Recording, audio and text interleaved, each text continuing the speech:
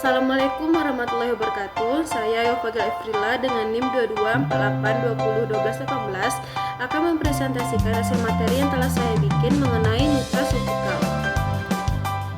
Nutraceutical adalah produk yang berasal dari makanan atau bagian makanan yang memberikan manfaat kesehatan tambahan di luar nilai nutrisi dasarnya.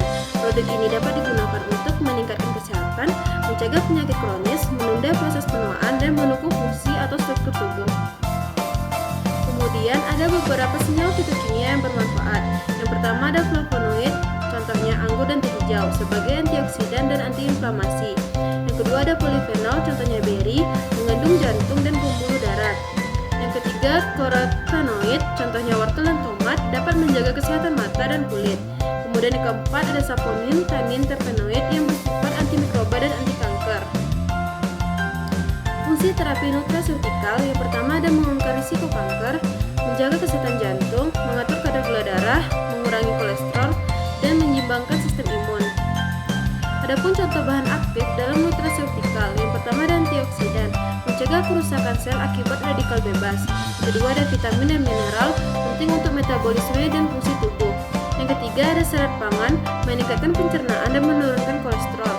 Yang keempat ada probiotik dan prebiotik, menyehatkan saluran pencernaan. Yang kelima ada fitokimia, senyawa kimia alami dari tumbuhan dengan efek biologis.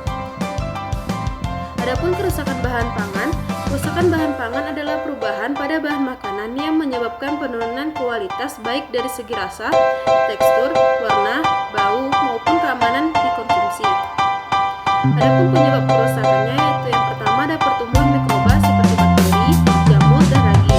Yang kedua adanya aktivitas enzim yang dalam bahan makanan dapat mempercepat pembusukan. Yang ketiga ada reaksi kimia seperti oksidasi lemak yang menyebabkan bau tinggi. Yang keempat ada suhu dan kelembapan, kondisi penyimpanan yang buruk. Yang kelima ada kontaminasi oleh serangga, parasit, atau zat asing. Adapun tanda-tanda kerusakannya yaitu pertama ada perubahan tekstur, misalnya menjadi lunak ataupun lembek. Yang kedua ada perubahan warna, muncul bercak hitam, kehijauan atau kusam. Yang ketiga ada perubahan rasa dan bau asam, busuk ataupun tidak sedap. Yang keempat ada pertumbuhan jamur dan lendir. Yang kelima munculnya gas atau belenggu dalam produk olahan. Adapun jenis-jenis kerusakan, yang pertama ada kerusakan mikrobiologis akibat mikroba, yang kedua kerusakan mekanis akibat tekanan atau benturan, yang ketiga gangguan fisik akibat suhu atau kelembapan, yang keempat kerusakan kimia seperti oksidasi atau pencoklatan, yang kelima ada kerusakan biologis akibat hama atau serangga.